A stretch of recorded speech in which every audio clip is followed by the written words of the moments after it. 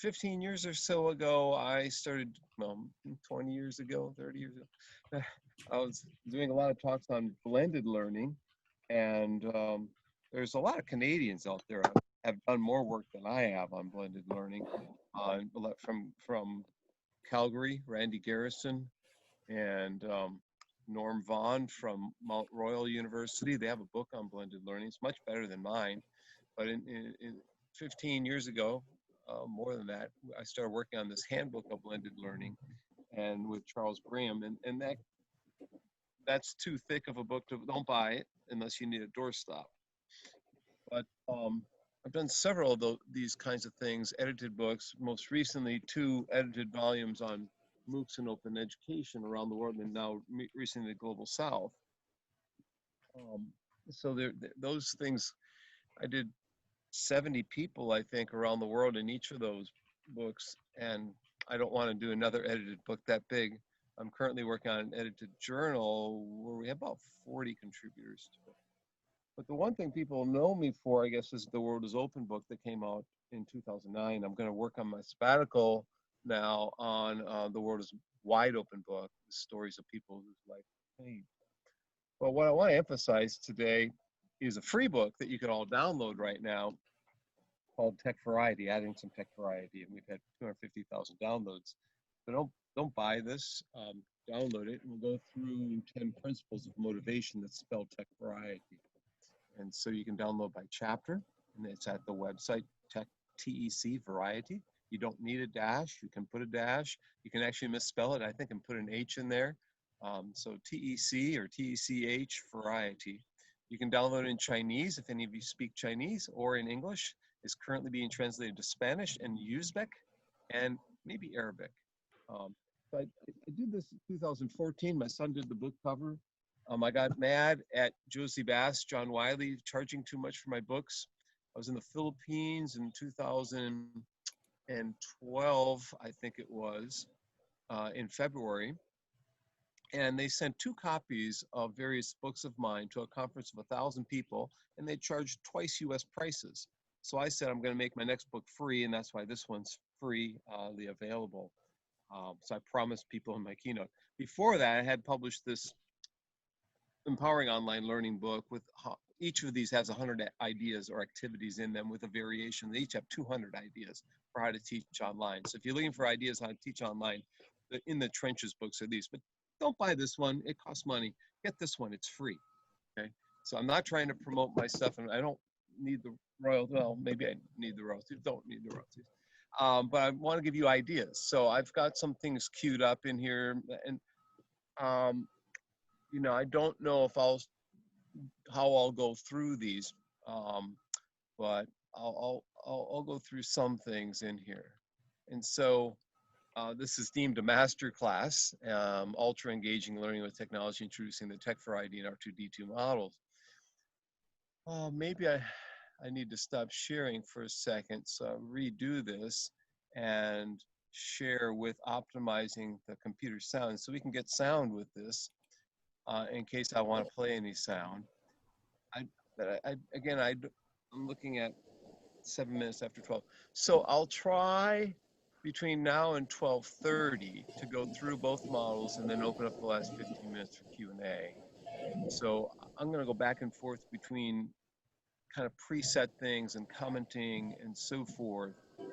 But both of these were meant to be frameworks so that the teaching online isn't so daunting, so that you don't get petrified as a new instructor learning online, that you can rely on a framework or rely on a model. And if things don't fit the model or the framework, you can ignore them. And you don't have to use all of the ideas in the framework, all the components of a model. In the TEC-VARIETY framework has 10 principles of motivation. And I pretty much say if you use 4 or 5 principles of motivation, you'll be successful in teaching online. You don't have to do all 10. I don't do all 10 every semester.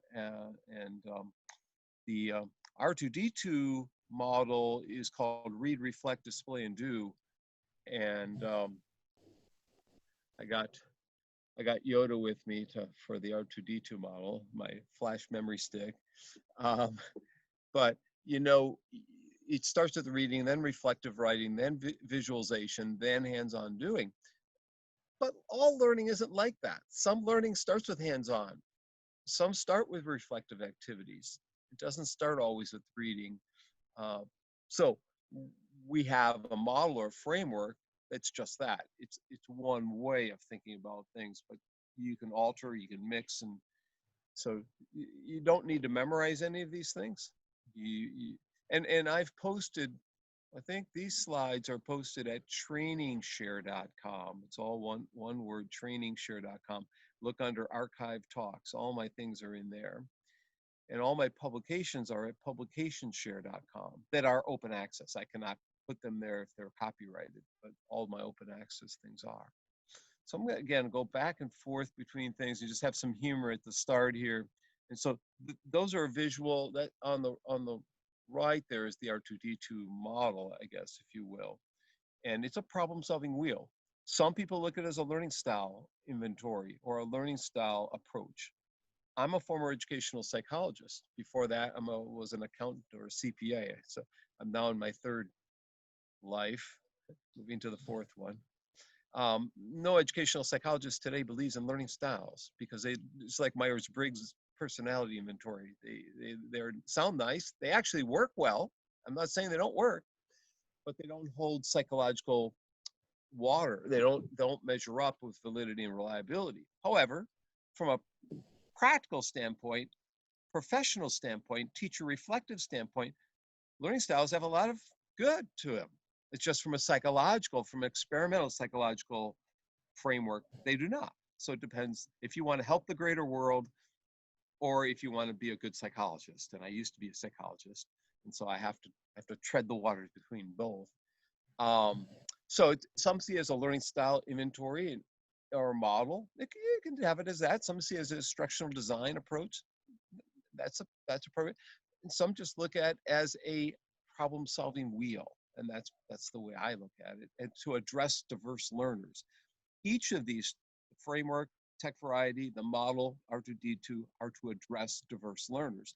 In today's age, when we have protests happening around the world because the diverse learners and the diversification of society is happening without the proper structures being put in place to address this diversification. So these models are two approaches or ways to try to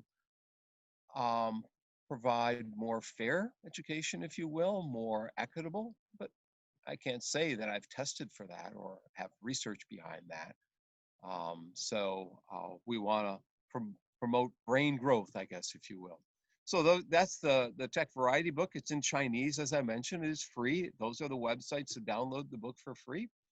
And again, the R2D2, because too often kids are sleeping or have boxes over their heads, or their parents are scaffolding the walls in India, handing off the exam answers to kids. If the kids are so strapped down that they we've got a huge problem in society when people are sleeping, when people are sharing exam answers that way. We have a problem of engagement. We need to better we need to engage our learners better. So Jerry Brophy talked about many principles of motivation. Some of those form my TEC-VARIETY approach: curiosity, dissonance, feedback, enthusiasm, challenge, goal setting. All those things wrap into the TEC-VARIETY approach, mostly looking at intrinsic motivation. Edward Deci and Richard Ryan talked about at the University of Rochester. One's innate propensity to seek out things, their volition, their passions, inner strivings, and so forth. So number 6 and 7 of the TEC-VARIETY model get at meaningful learning, get at empowerment of learners, if you will.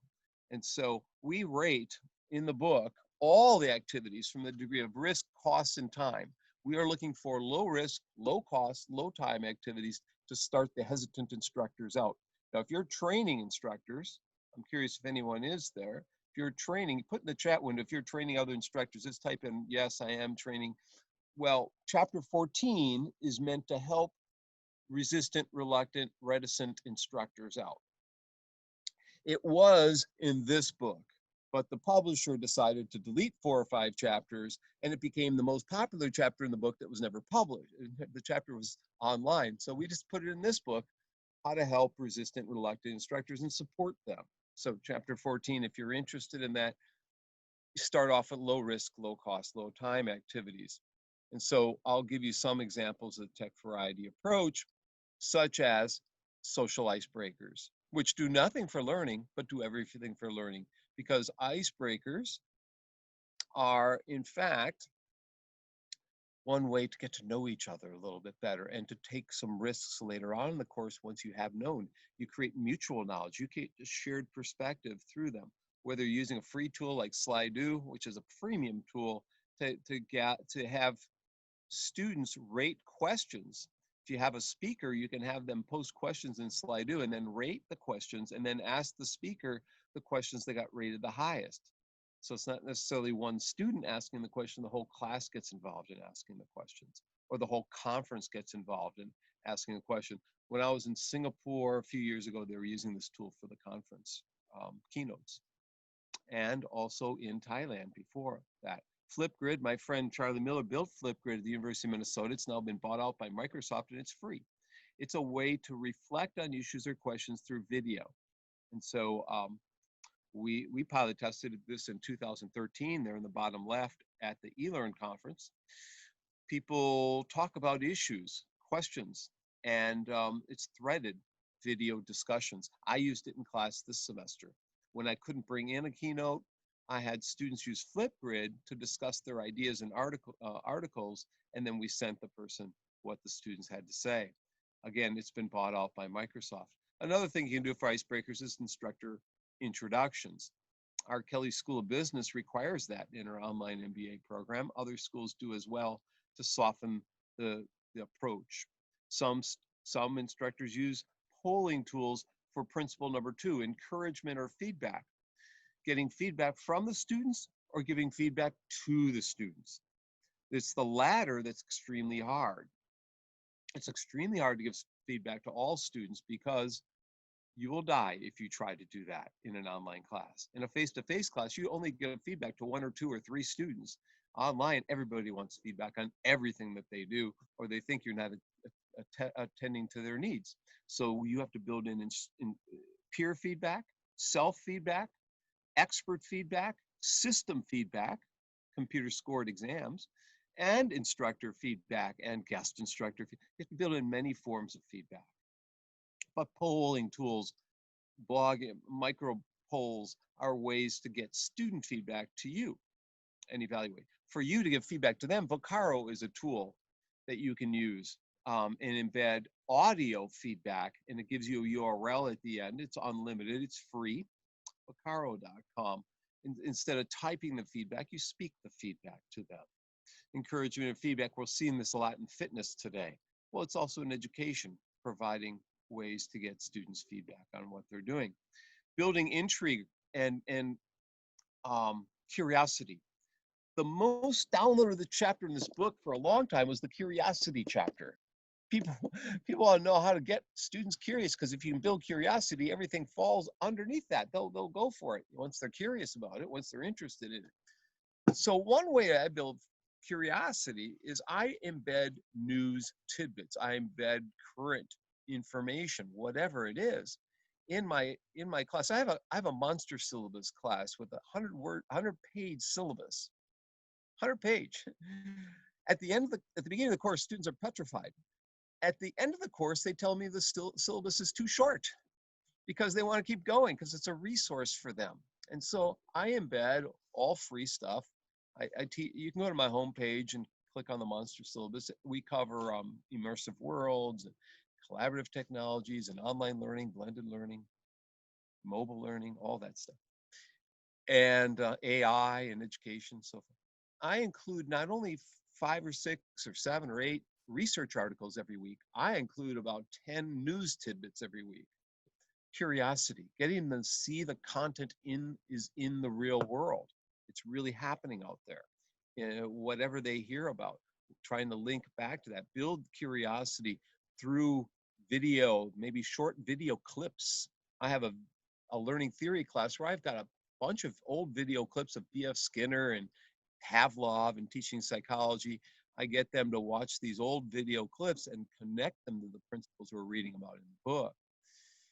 So building curiosity. If you teach fitness, if you teach nutrition, if you teach gerontology, there are a lot of interesting things about people living healthy in their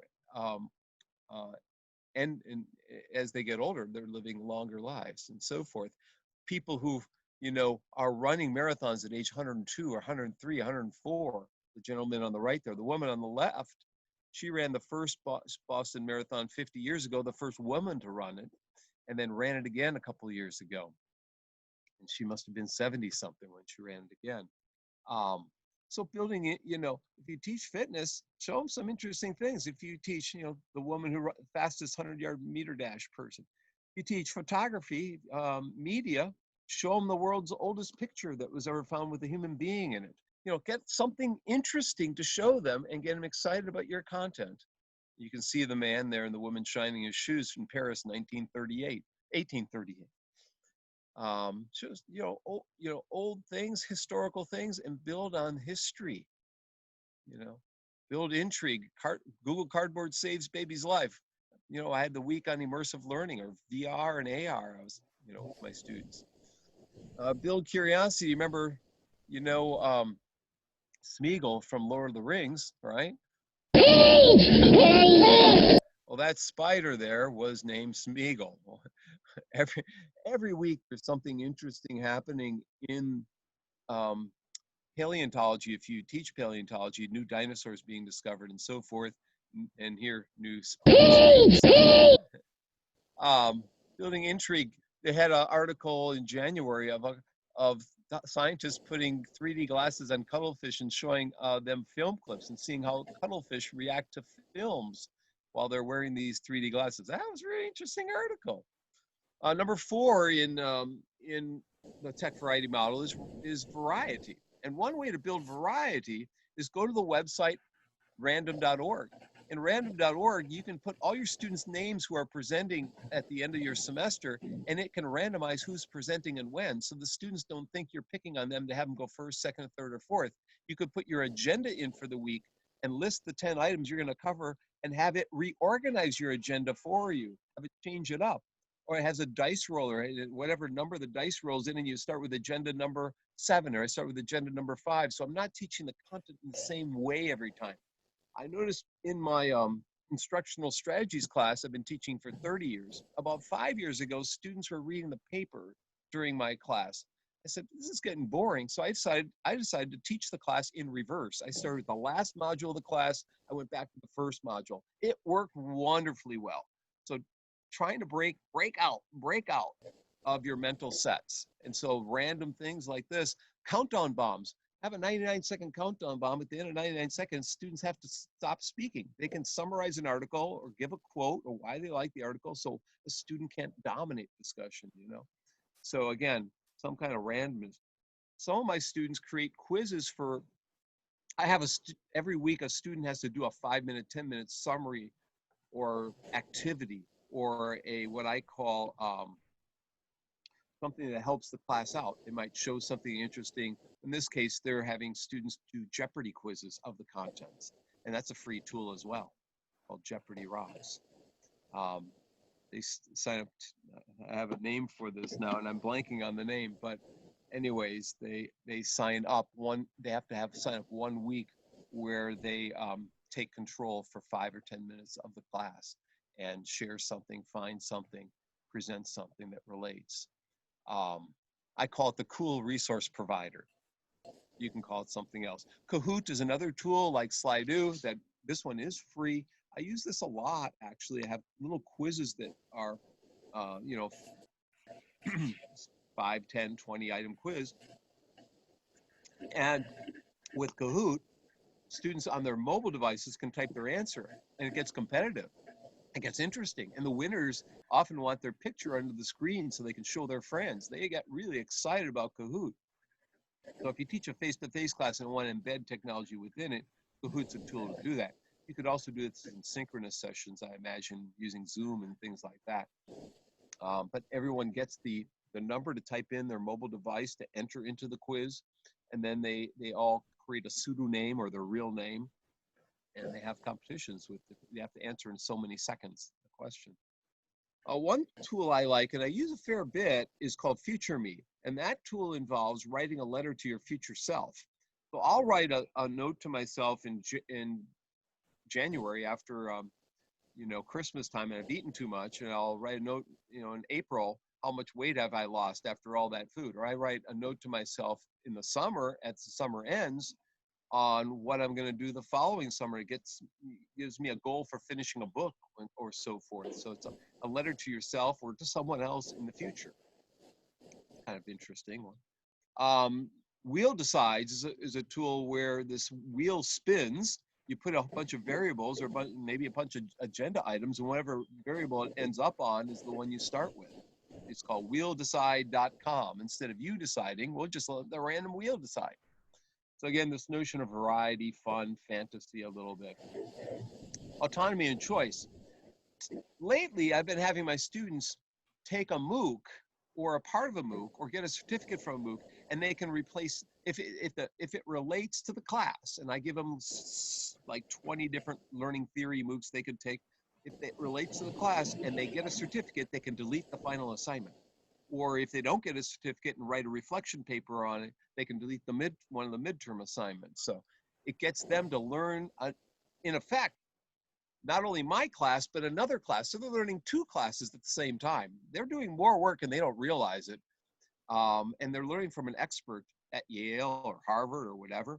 It's kind of, and always reflect on what you've learned.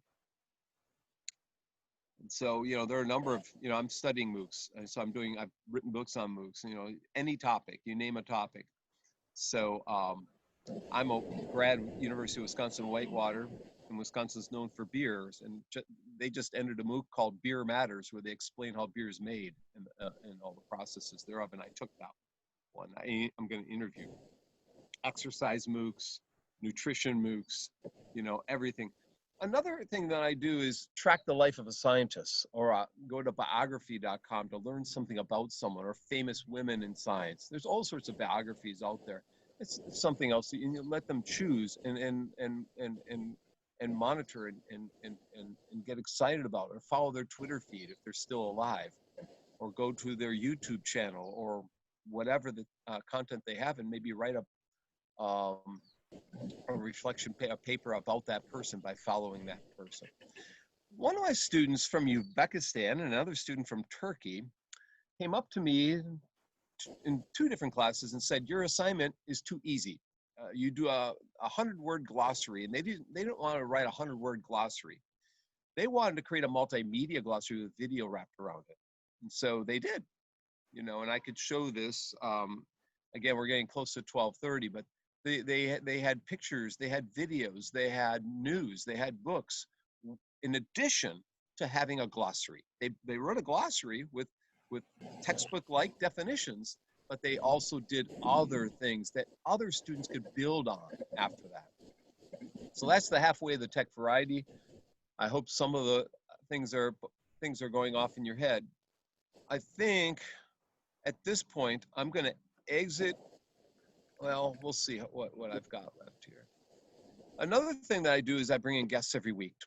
Pretty much every one of my classes that's taught online. I have half of my classes are face-to-face, half are online. Right now, everything's online. But the guy in the upper left there created the course that I'm teaching, okay? And he created it 40 years ago. So I had him pop in and tell us what the course was designed for, okay? Or I have former students come back to the class and explain what they're using from the content in the real world. My former student, Susie Poor from Bangkok, came back to talk about what's going on there. Wherever, all around the world, I get them through Zoom or Adobe Connect or Skype. I get the former instructors, I get the book authors. This gentleman, number 6 is Relevance or Meaningfulness. This gentleman, Mark Braun, teaches in the medical school, first year anatomy, physiology, and so forth, and he's created a set of cases. which have, the patient's blood pressure and heart rate and temperature and all sorts of, and they have slides and case problems where, a man has a chest pain, a woman has a lump in her breast, someone comes in with abdominal pain and so forth, and you have to solve the case. And he's built these free to the world kind of thing. He just retired from Indiana University, a friend of mine. Again, meaningfulness, relevance, having people collect real world data, something, or analyze existing data that's out there. Edit Wikipedia pages. My students edited Wikipedia pages. Then we wrote a wiki book. We wrote 2 of them about 12 years ago on learning theory and on emerging technologies. Today, a lot of professors are having students edit Wikipedia pages as part of their curriculum, as part of their practices. And these are students in this example, this slide, they're from pharmacy in School of Pharmacy in San Francisco. And number 7 gets at interactive and collaborative. Many people have heard of Google Documents, but you might not have heard of Meeting Words or Now Comment or Mixed Ink, which are simpler kind of tools, or Pirate Pad. Some of these tools go in and out, but they're free. And they enable you to color your posts. So mine might be in purple, your post might be in blue or black or whatever. They're little sticky note websites. So, notepad kinds of things. There are Padlet. Padlet is when we have sticky notes on the wall. It's very popular. Sometimes I have my students bring in quotes of the articles that they like, and we talk about the quotes. One way to address the articles is to bring in quotes. The gentleman is in the middle there. He was a guest in my class, and we brought quotes in of his articles. He was a virtual guest. We put quotes of he wrote in his articles in the chat window and had him comment on them. We put images and figures, slides of figures from his research and had him comment on them. He didn't have to build a presentation. He had no time to do a presentation. My students designed a presentation for him. This was a top 10 activity. It worked wonderfully well, got everyone excited and involved in his research. And his research was Twitter and Facebook. So students were interested in that too. He was a social media guy. At the time at Harvard, he went off to Iowa State. I forget where, Purdue at one point. So interactive, one website from Drexel University, and I know the president at Drexel Online University, she's built, first name Susan, I'm blanking on the last name for a second. She's built a website called Virtually Inspired. It's a best of website of technology enhanced learning. Best website for physics labs, chemistry labs, nursing, you name it, engineering. They have all sorts of free labs, cases, simulations, scenarios at virtuallyinspired.org. Virtuallyinspired.org. And so you can see this mouse embryo simulation or a patient in a hospital simulation. They have all sorts of things that are there. I'll skip that. I'll skip the serious gaming. A lot of people are putting things on mobile to learn, the muscular system or different parts of anatomy. The human organs are on the mobile today. And I just finished a dissertation proposal yesterday of a student who's at a community college in Florida doing her dissertation on mobile kinds of learning. These are healthcare engagement kinds of high fidelity simulations. I'm going to skip over a lot of these because I'm assuming not all of you are in healthcare. I just did a talk in healthcare. There's a website called PHET. I thought it meant physics educational technology, but I don't know what it means, to be honest. In this website from the University of Colorado, they've got simulations for physics, chemistry, earth science, math. So you can see heat and thermodynamics, sound and waves. They're all free. This is all little free, like little micro worlds that you download to teach chemistry, earth science, math, biology, physics, and so forth. Again, the notion of free is important. A lot of people use timelines today because there's timeline tools that are free. Some of these go in and out again of favor, but they're, X Timeline, Time Glider, are two of the tools that are out there for interactive time, having build timelines. Dippity was a tool. I don't think it exists anymore. So having people build timelines as well as use existing timelines or explore historical reenactments that are available in immersive worlds kind of thing. Number 9 gets at challenge or controversies. I'll have students on one side, pro side, and a con side of an issue, create a multimedia kind of situation that has one player take a role of one point of view or one learning theory, another one take the point of role of a contrasting one, and they have to debate in Canvas or in Blackboard or whatever the issues, and come to compromise and come to solutions and so forth. Yeah, okay, skip that.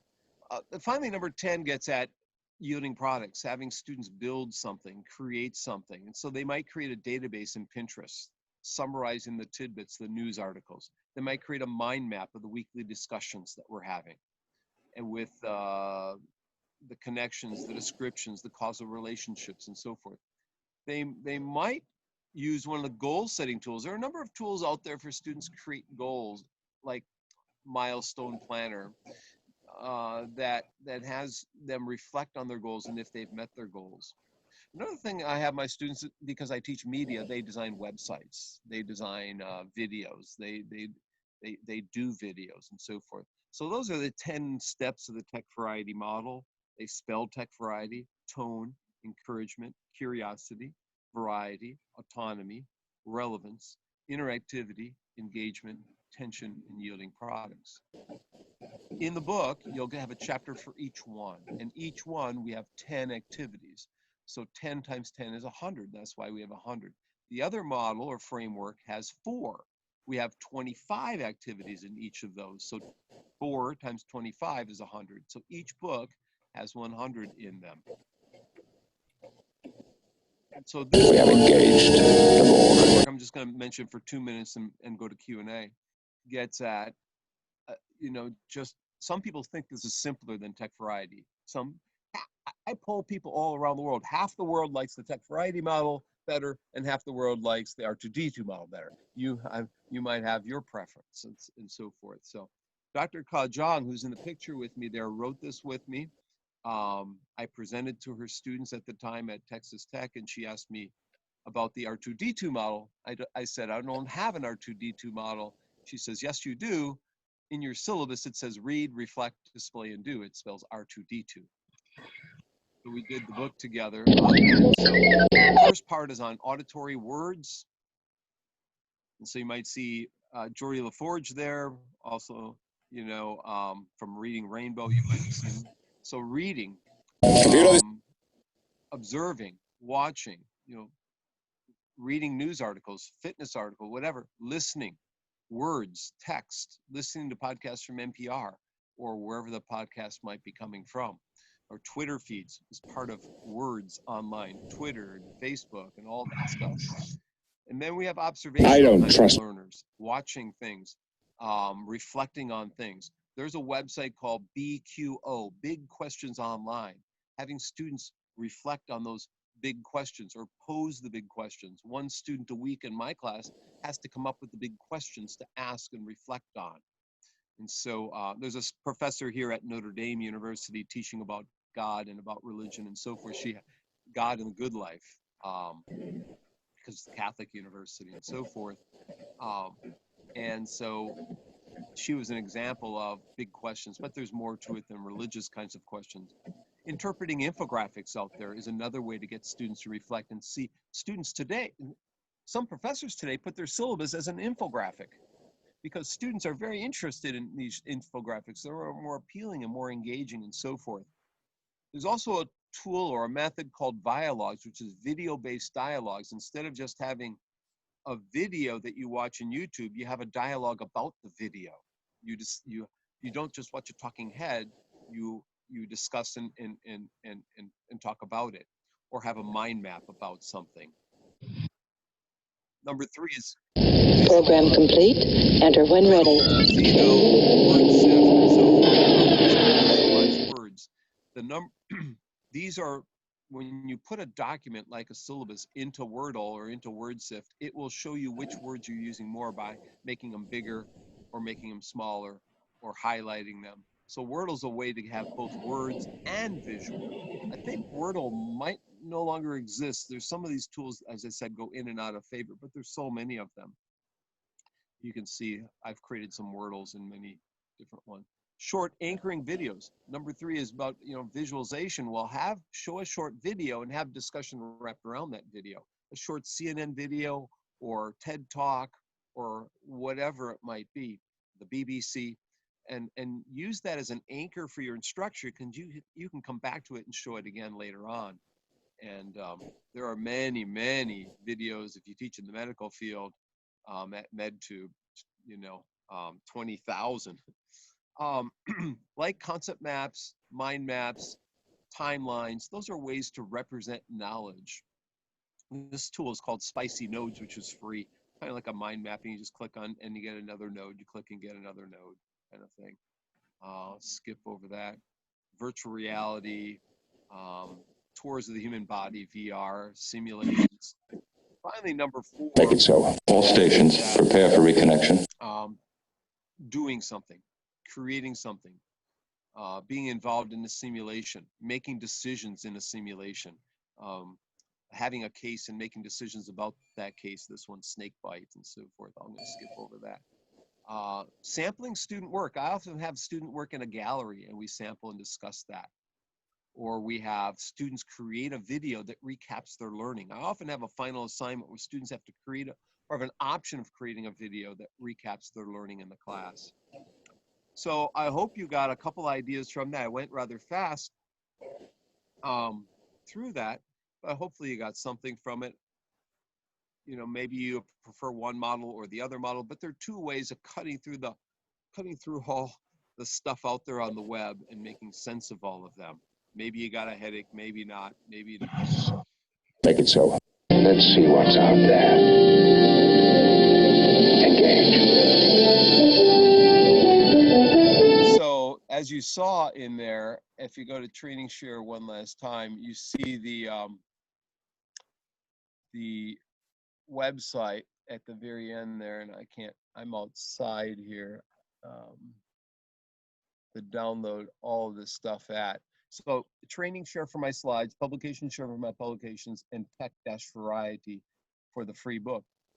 My email is listed in there in my homepage. So again, if you go to Training Share, go to Archive Talks, and I think you can download this entire thing. Just look for the one I gave at Rutgers at the top. It should be near the top last month. So, questions for me or comments or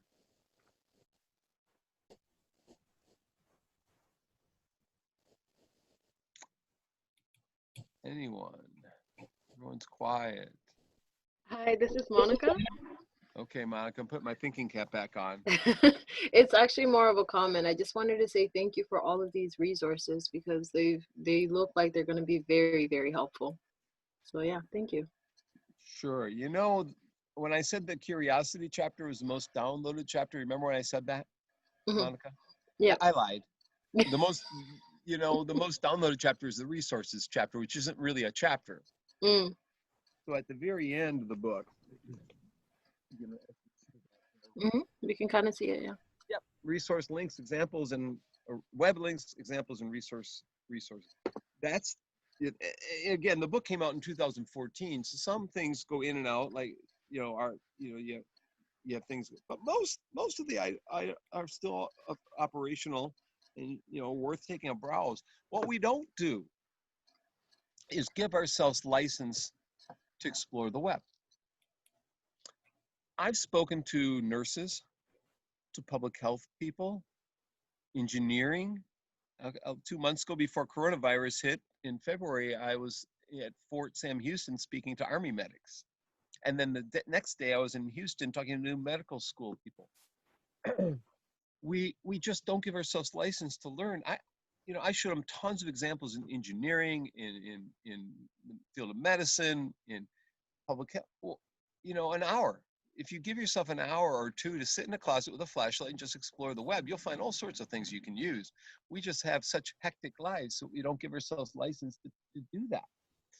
And so, you know, maybe a follow-up to an activity like this is just to go as, you know, as a group virtually into the web and share links that you find.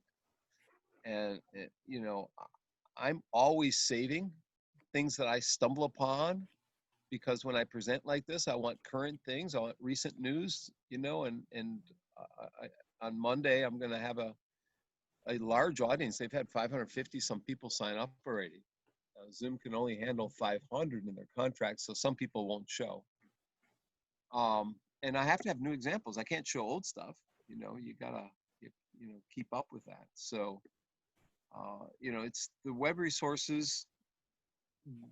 It's good to have a backup plan. When you have a video, have a plan B, because that video might, especially with school districts teaching kids, sometimes some things are banned. You know, some things are, you know, you can't access. When I go to China, I can't get to Google, you know, things. You have the Great Firewall there. So you have to have a backup plan always in your hip pocket of something else. Now, when you get a guest, sometimes you have to have a, you know, think of someone else as a possible backup to that guest in case that person gets sick or can't show or internet fails or whatever. So the resources that are there are important, but you don't want to have too many to cause you mental strain. So it's a balance always, and it's a difficult balance sometimes. I'll stop there. I could talk more about this. Anyone else have a comment or a question for me? You've shared so many tools with us. Which ones are your favorites? Like just 2-3 ones which you use regularly, like, you know, something you cannot do without. Yeah, Kahoot, I think, is a, you know, good one. I think I didn't even show blogging tools, but, you know, I've often had, you know, whether it's WordPress or Blogger or some other tool to have students reflect with a, you know, with a blogging tool of some kind.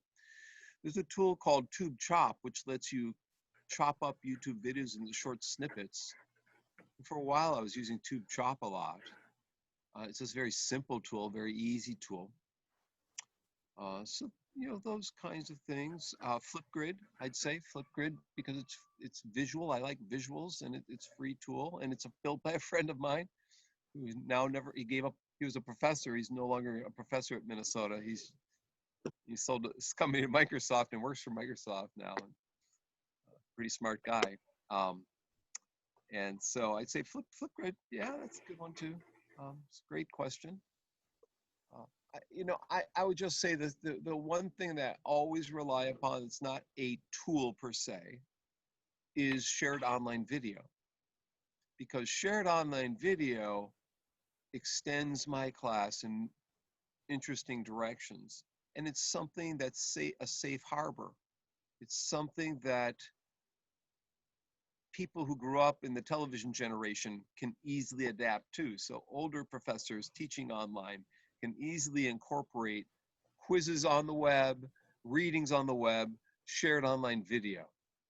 And shared online video can really, with current, you know, the press today gets bashed a lot, the media gets bashed, but there's a lot of articles that you read in the Chronicle of Higher Ed, in the BBC and so forth, that have a video embedded in them. If you go online, it's excellently done. A documentary, a short interview, 1 minute, 2 minute kind of thing that really is more intriguing than the article itself and can capture students' interests and get them into the content. So I recommend when you read an article in whatever, Wired magazine, or, you know, like I said, Inside Higher Ed, go to the website. You'd be surprised how many have a video element. Sometimes they indicated in the article that there's a video element. But if they do say that in the article you're reading, that there's a video, watch it. Some of them aren't worth anything. Just, you know, but half the time I'd say I'm saving the video as well as the article. And I have an assistant, I should say, that works for me on the side, that I'll say to him, hey, can you download this for me? And he'll download those videos and put them in a secret place for me. And he'll cut them into small snippets.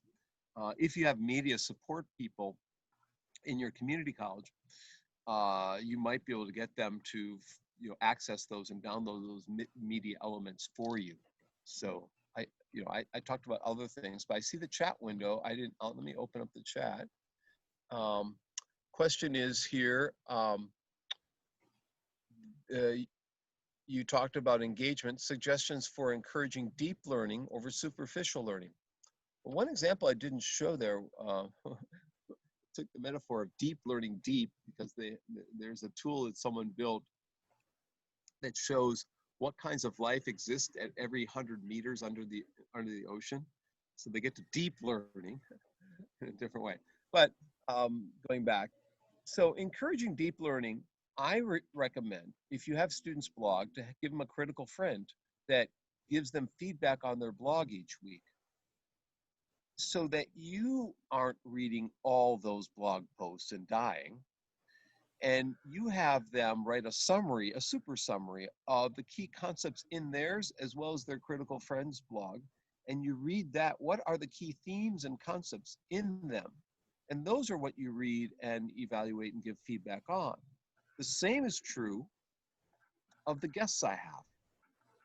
I have students who look for the themes in the guests, the controversies in the guests, the issues that were brought out,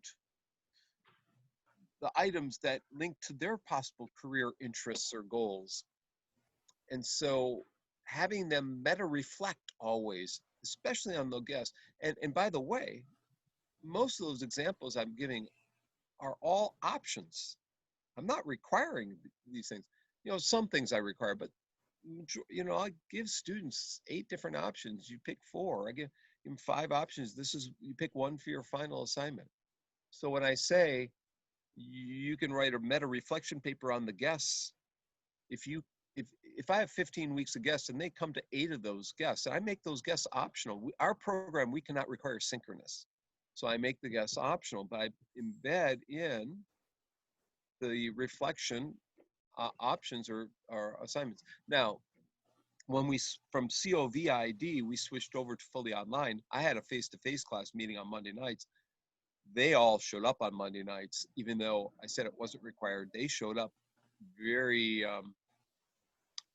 almost every one of the students, at the time, Monday night time. So if they do the guest reflections, they don't have to do one of the other assignments. So constantly have, even if they design the world's coolest video summary of what they're learning in the class, I'm still having them write a paper reflecting on what it is, what the process was, and what they got out of what they do next time. So in part, I get at deep learning with Canvas responses, but I'll tell you what, I've been doing research on threaded discussions since the 1990s, and I'm ready to do something different than using Canvas or Blackboard, or what are you using? Desire to Learn? Moodle? Anybody want to tell me what you're using? Anything? No? So what learning management system are you using there? Desire to Learn. Okay. So I'm tired of the discussion forums going on and on. We got so much depth you wouldn't believe. So one way to get at the depth and go beyond surface is I have one student every week create a mind map or a concept map summarizing the discussion to understand it better. Otherwise, the threads are all over the place.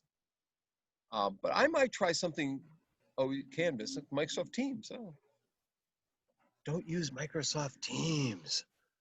No, I've invested in Zoom. I need people to buy Zoom stock. I've heard Microsoft Teams. I recently been using Microsoft Teams. I love Microsoft Teams. I'm a little worried that the whole world's going to switch from Zoom to Microsoft Teams. Right now, Zoom stock's doing good. So yeah, I think that's great, Paola. And I use Canvas. I use a Canvas place, and I know the founder of Desire to Learn. He's a Canadian, born in Newfoundland. I met him. I was in Newfoundland. So I have, you're all Canadians, I assume. I many times in Vancouver. I spent part of my sabbatical at Simon Fraser in 1998. Many friends there. Calgary I've been to a couple of times. Edmonton a couple of times. I spoke at NAIT and SAIT, Northern Alberta Community College, Southern Alberta Community College on blended learning. I had the premier of the province introduce me, Ralph Klein, interesting guy. Been to Saskatoon presenting as well, only once. Montreal many times, Toronto many times, and St. John's. So I've been in many parts. And McGraw-Hill used to sponsor my talks there. McGraw-Hill used to be big in Canada. I think it still is. I don't know. So people from Minnesota. Okay. Well, I'm a Wisconsin person originally, so you can hear my abouts and so forth. I'm close to Canadian. So Shirley has a question. Yeah, asynchronous and synchronous. Yes. Yeah. So synchronous means, real time. And my research from 1993 shows that students in the chat are more in synchronous discussions with one another, or are more responsive to each other, but much shorter in posts. And so there's not a lot of depth. Asynchronous means you can walk away and go to your dorm rooms or go home and then reflect and come back and change your posts and all that stuff. So asynchronous means you don't have to be at the same time with one another. Whereas synchronous is the same time, like this is synchronous in effect. And so they're short posts, whereas async you get longer. So you have more chances for meta reflection on your thought process, if you will. And the problem can be, in a class that I taught this past spring, I had returning adult students who write a ton. And it's like reading a book every week. It just gets overwhelming. So when you get more than 10 students in a group, you often have to decide to divide those groups up. Sometimes you can get away with 15 people. I had 21 in my online class. And that's a lot to have in one thread if they're all writing this much. So if you have 5 in a group, it might be too little because some students procrastinate. And if the instructor procrastinates, my research shows that these students will procrastinate. So often you want to try to be the first one to post, maybe just 1 or 2 little things, and be the last one to post. And they'll think that you're there all the time, and you're really not. And if you use their names in their posts, they'll think you're there a lot. I was in Finland once, and there was a poster session of, we were doing cases on the web. It's called COW, Conferencing on the Web. And the researchers there said, Dr. Bonk, you're there, but you're never there. And so being smart about when you post, otherwise you're going to be sucked in all the time. And assign a student to moderate. Not assign, have them sign up to moderate for the week they're interested in, even better. So they're excited about the week. So I have 1 to 2 students who moderate every week. I have a form that they fill out online, has 2 slots, 2 slots for each week. And sometimes we get 3 because I have so many students, but they moderate, they summarize the articles, they post the questions about the articles, and they recap the discussion at the end. And then I act as an additional moderator or facilitator or a discussant. So I can depart knowledge, or I can just pose questions, but usually I'm commenting historically on what I've seen happen. Or I point to resources. My role is often to expand to other resources or get them thinking beyond the discussions that's happening, and to praise them. The first thing you want to do in an online discussion forum, you don't want to be negative. You don't want to say, you're an idiot, kind of thing. And I had a guy I was teaching with once, and basically that was his approach, and students were not too happy with it, with us. Start with something positive, and then point out what they didn't get. If they missed a concept or missed a point, say, the class, might want to address this, or they missed this concept, and here's what it's all about, So you might, Jenny and Michael and Robin you were talking about this and, you know, these kind of concepts. Okay. See, address them by name. Very important to have their names stated in your discussion. First thing, I put their names, and then they start responding to their peers using their names first, and it becomes more of a community embedded in there. I have them post at least 1 or 2 times every week. Often it's 3 or 4 times. Again, it can be overwhelming with 20 students who are posting maybe 3, 4 times, and all. It's a lot to read. I may go back to blogging next time. I'm on sabbatical now. I'm going to decide, but I think I might move away from discussion forum things to blogging, or maybe something else, or write another wiki book. I know what it means, but if we have to decide, how should we think about it? Yeah, I think synchronous is coming back. I think synchronous is becoming more important, especially in this age of COVID. Students need to feel their instructor, the social presence of the instructor. And synchronous is becoming more robust and rich than it had been in the past. The tools to have breakout rooms in Zoom, for instance, and have teams discuss things, you know, Microsoft Teams, similar thing. So to have small group activities as well as whole class activities. It enables you to do various things, polling kinds of tools, surveying kinds of things, resource sharing, Q&A. Zoom has a Q&A tool, a chat tool. So there's an assembly of things. You don't want to have too many, but the synchronous is not the exact same as a face-to-face, but there's ways in which it can feel like a face-to-face. So it's always a tough decision. So maybe the first week you have an inventory. You list some of the technologies that are out there and have your students check which ones they're familiar with or which ones they prefer, and let it be both instructor driven and student driven as to what the ultimate synchronous asynchronous balance will be.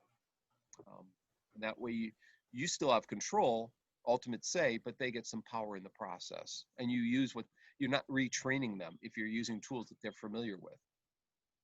Other things.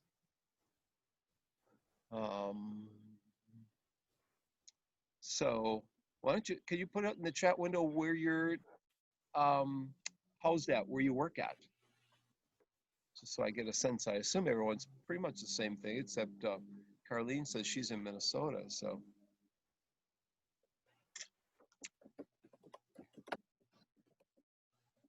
Carlene's at Bemidji State or at Mankato State or St. Cloud. Ah. What part of Minnesota? Is that towards Duluth or? Curious. I'll have to look that up. Okay. Fort McMurray. What's the weather today in Fort McMurray?